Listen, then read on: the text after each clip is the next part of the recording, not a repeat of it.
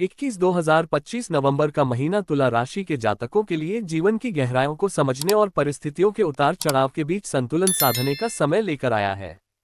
यह माह आपके लिए आत्मचिंतन, अनुभव और मानसिक परिपक्वता का प्रतीक सिद्ध होगा। इस समय आप अपनी क्षमताओं को पहचानेंगे, अपने निर्णयों पर पुनर्विचार करेंगे और यह भी समझेंगे कि जीवन की दिशा केवल भाग्य से नहीं, बल्कि अपने विवेक और कर्म से तय होती है। आपकी राशि के स्वामी शुक्र इस माह सुख सुविधाओं और मानसिक समृद्धि दोनों पर अपना प्रभाव बनाए रखेंगे। परिणामस्वरूप भौतिक उन्नति के अवसर बढ़ेंगे, परंतु साथ ही आपको यह एहसास भी होगा कि हर सफलता की कीमत होती है। कुछ परिस्थितियां आपको मानसिक रूप से झकझोर सकती हैं, पर वे ही आपकी सच्ची शक्ति को उजागर करेगी। प्रथम सप्ताह नवंबर का आरंभ तुला जातकों के लिए उत्साहपूर्ण रहेगा। ये समय आपके विचारों को नई दिशा देगा। बौद्धिक समृद्धि बढ़ेगी और आप अपने कार्यक्षेत्र में नए प्रयोग करने का साहस जुटाएंगे। आपकी वाणी में प्रभाव और बुद्धि में गहराई आएगी। शब्दों की शक्ति आपको न केवल सम्मान दिलाएगी, बल्कि आपके व्यक्तित्व में भी निखार लाएगी। फिर भी कोई विश्वासपात्र व्यक्ति आपकी अपेक्षाओं पर खरा नहीं उतरेगा। ये घटना आपको भीतर से झकझोर सकती है, किंतु ये भी सीख देगी कि हर भरोसा स्थायी नहीं होता। किसी विशेषज्ञ की सलाह लेकर निर्णय लें, क्योंकि जल्दबाजी नुकसानदेह साबित हो सकती है। प्रसन्नता के अवसर बढ़ेंगे। किसी पुरानी चिंता या बेचैनी का अंत होगा और एक नई शुरुआत का संकेत मिलेगा। किसी अनुभवी का अनुभव आपके लिए अमूल्य साबित होगा।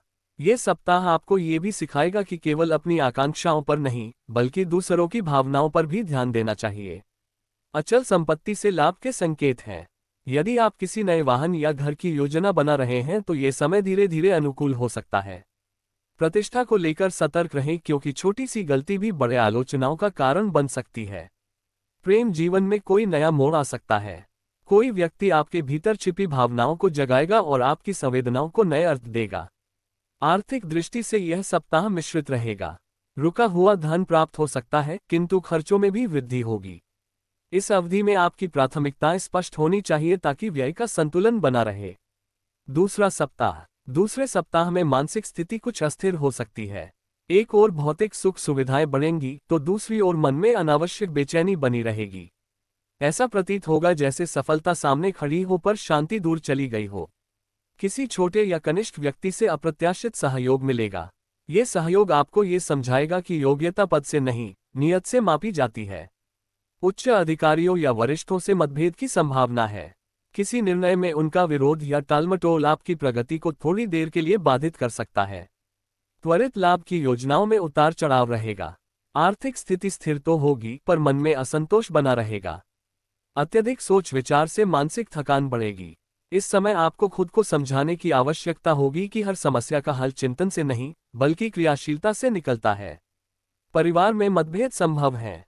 किसी विषय पर विचारों का टकराव होगा, जो मन को आहत कर सकता है।